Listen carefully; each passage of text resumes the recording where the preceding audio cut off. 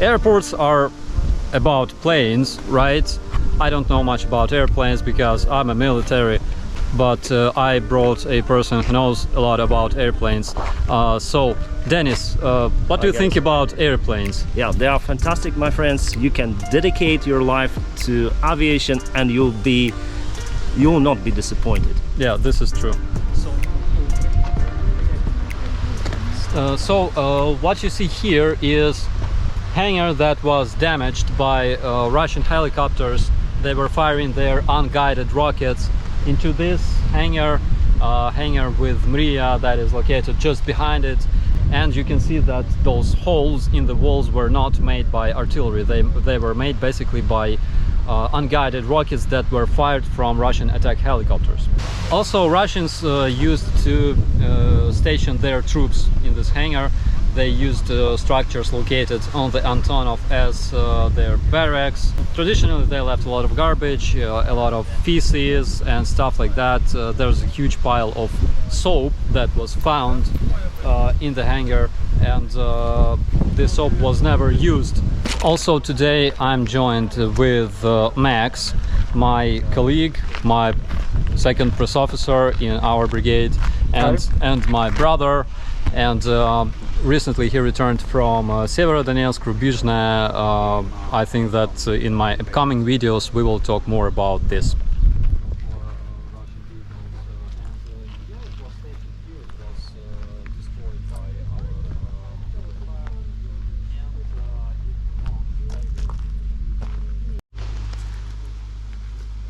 The remains of Russian hand grenade. This one is called РГН, ручная граната наступательная.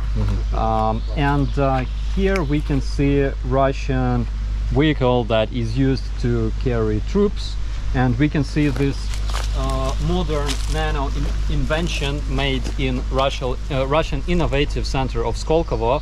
It's called Russian Berezka, that is used to bring the spirit of Russian world whenever they go.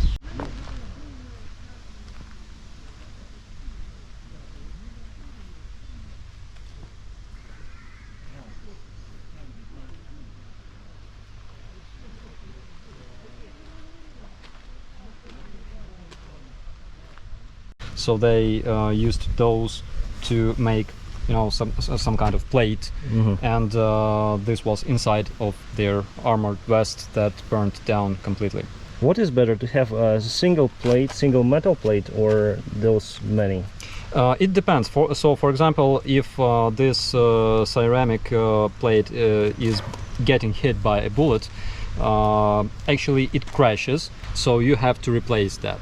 And in case you're using a metal plate, of course it's much heavier, but it can receive a bunch of bullets and you can continue fighting. Oh, interesting. This is part of unguided rocket that was fired from Russian helicopter. They look exactly like this. Those are remains of Russian ammunition that were left here. 120 millimeter mortar shell. In Ukrainian and Russian language it's usually called mine, but of course it's shell. And Max here says that such shell nearly killed him in Rubizhne. And all those remains of their weapons, of their ammunition, was found here because it was stored in such vehicles like this one, and they all burnt down, exploded due to Ukrainian liberating fire that came from the skies. This is the remains of An-225 cargo airplane that was used to deliver different cargo and personnel by Antonov Airlines, and I must say that it's hurting me personally to see this airplane in such condition. A lot of those airplanes that are stationed here in the airport, they were targeted by Russian attack helicopters that were circling over this area. It's very hard to tell you just how large this aircraft is. So this is An-22 Ante, and this aircraft is almost the size of An-124 Ruslan. It's very big, and of course I think that it consumes a lot of fuel, but it's very reliable, and you can land this aircraft basically anywhere. From what I know, it's used as a cargo airplane. I mean, it was used because, again, this airplane is damaged very bad. It received a lot of fragments. So, in my personal opinion, as a military expert, Russian unguided rocket went into this part of the airplane. It exploded because you see those splashes. Splash type of holes here made by its fragments, and its engine, the rocket's engine, went all the way through this aircraft and went out from that side. Our friends from Antonov just told us that Russians tried to move these airplanes from place to place, and actually this part here belongs to another airplane. So this is the stabilizer of the airplane that crashed into the wing of this An-22 and stuck in it. As a militaries, we got used to seeing, you know, a lot of ruins and wrecks and stuff like that, but I wonder what pilots think, what pilots feel when they see that. Denys, what do you feel when you see airplanes in such conditions? Yes, my friends, it's a sad day for me, because we have the spiritual feelings towards the airplanes as a pilot. We have the attitude to the airplanes mostly as to the humans. As for me, I always greet airplanes. Then I come for my work, then I meet my Boeing 737. Every model has its own behavior, even for the same airplane type. Its own soul. Yeah, its own soul, and even behavior. You know, then you fly the airplane, you feel that one can land in other way than the other, even the same model. But seeing the airplanes in this condition is kind of terrible for me, my friends. And I hope it will be restored, because so far we have one civilian Antonov 22 left in the world, and it is right here. It sustained severe damage, but hopefully we're gonna repair it. At first I actually thought that it was Mi-24 because it's very hard to you know, recognize what kind of aircraft this is, but yeah, it was Mi-8 with troops on board, and they were destroyed by our old Soviet anti-air missile Igla.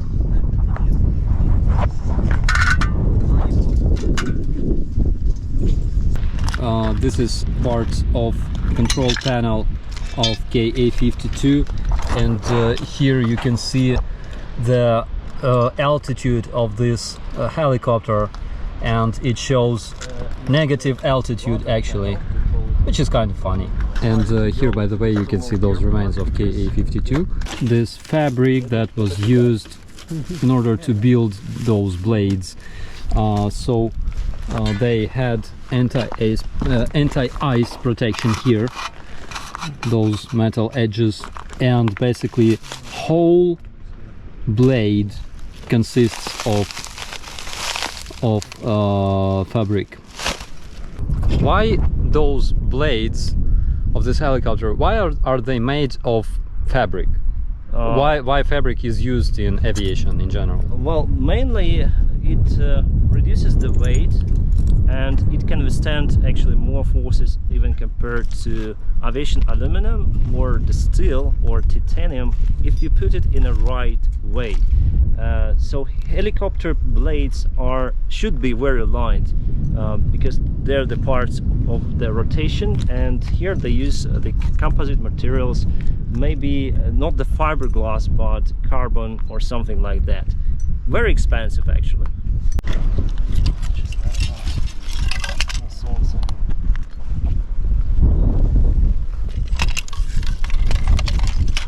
Denys found a circuit plate And judging from what's written here, it says China. Magnificent Russian helicopter that we can see here, produced by genius of Russian aviational engineering, was made in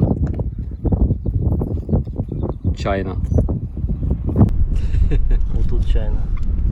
So those parts were made in China. It's beautiful. AliExpress delivery works perfectly well. Delivered to Ukraine. Yeah. Parts from China. 2 hours later. Currently, we have this new upcoming project in Ukraine regarding rebuilding new Mriya, actually. Why is this important for Ukraine? Well, first of all, I think it's the symbol of Ukraine itself. It is the biggest. It used to be the biggest airplane in the world. It represents our country, and then it was flying somewhere, landed. Usually there were hundreds of people waiting for it. Airplane sporters, they have a very interesting, nice community, aviation enthusiasts, and it was well recognized around the world. So it's like Ukrainian dream would always bring happiness Yes. to other countries. Indeed, and for the COVID times, this airplane flown to many destinations, delivering medical supplies, humanitarian aids, as well here to Ukraine as well. So it helps a lot. Here we are not speaking about the war or ammunition, but here we speak about more charity stuff. Humanitarian aid Yeah.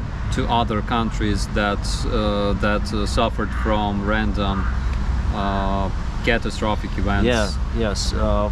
And then I was speaking to Dmitry Antonov, the chief pilot of Antonov Airlines.